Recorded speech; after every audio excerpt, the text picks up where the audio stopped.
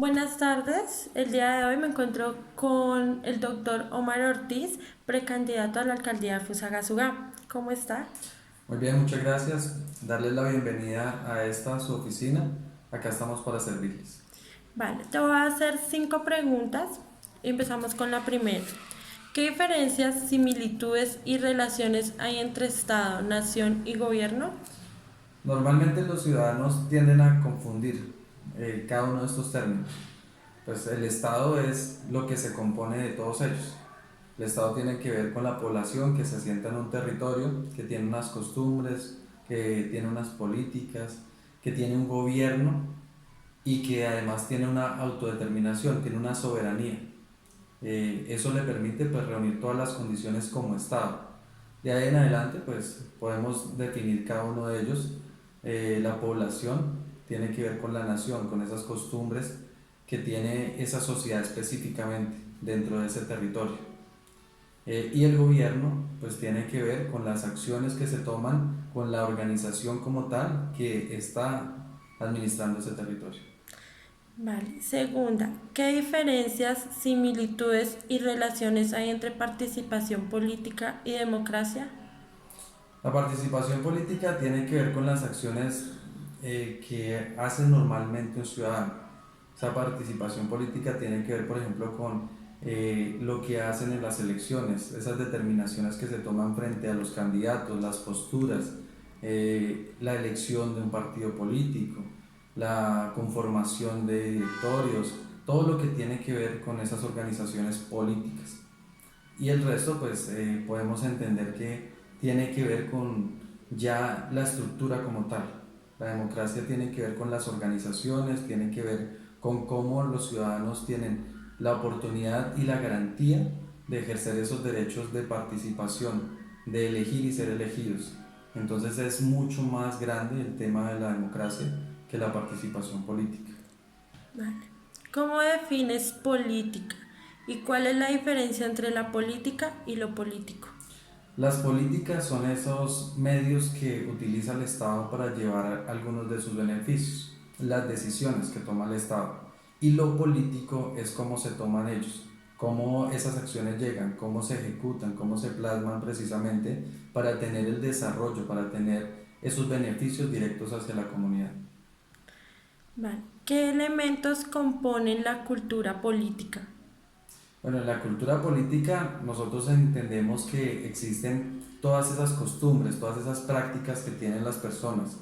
El hecho de tener un partido político, el hecho de hacer una participación activa o no, porque también hay gente que decide no participar, aislarse precisamente de esa participación, sencillamente deciden no ir a votar, algunas otras personas van y votan en blanco. Todo eso, todas las formas como la gente manifieste su intención, manifieste su autonomía, su autodeterminación, lo que se adquiere con la ciudadanía, que es el derecho, de ahí en adelante, precisamente ya con la mayoría de edad, se tiene la posibilidad de participar y de ahí en adelante pues entendemos que ya depende de cada persona cómo entiende la participación ciudadana, cómo la asimila, cómo la ejecuta.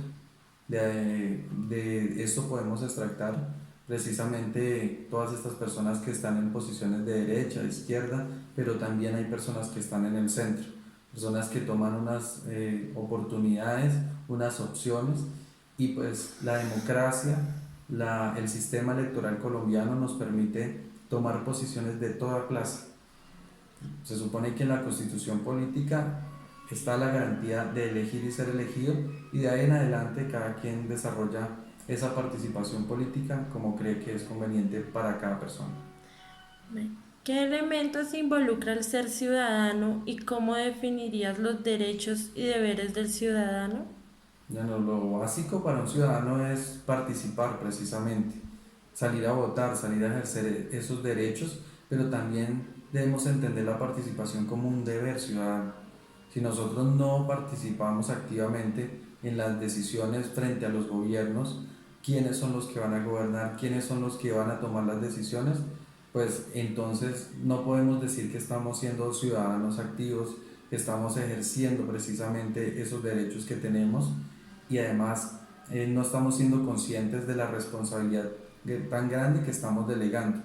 Hay unos temas de participación que son directos. A la hora de elegir nosotros estamos ejerciendo directamente nuestra participación, pero también hay una participación que es representativa y es la que entregamos precisamente a cada una de esas personas que ejercen en la administración pública, que llegan por voto popular, que son elegidos por nosotros y que precisamente se encargan de llevar cada una de nuestras inquietudes, de pues analizar cuáles son precisamente esas necesidades y llegar con algún tipo de soluciones. Vale, ¿y cómo definirías los derechos y los deberes? Derechos y deberes tenemos todos, están contemplados en la Constitución Política. Nosotros tenemos los derechos hasta donde inician los derechos de los demás. Nosotros no podemos ir a asaltar a alguien, no podemos ir a hacerle mal a nadie, no podemos ir a golpear a nadie. Es la lógica precisamente la que nos indica que nosotros no podemos actuar en contra de nadie. Pero además hay unas leyes que limitan esos deberes, esos derechos y pues que tienen esa línea muy marcada precisamente entre lo que podemos hacer, lo que debemos hacer y que pues nos da la organización que es el Estado.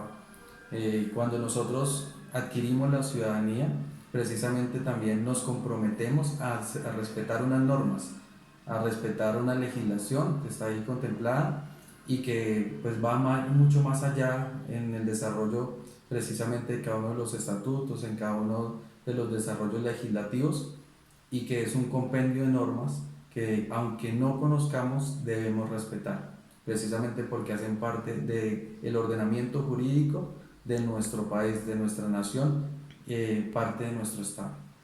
Bueno, muchísimas gracias por su tiempo. Gracias a ustedes, bienvenidos por acá.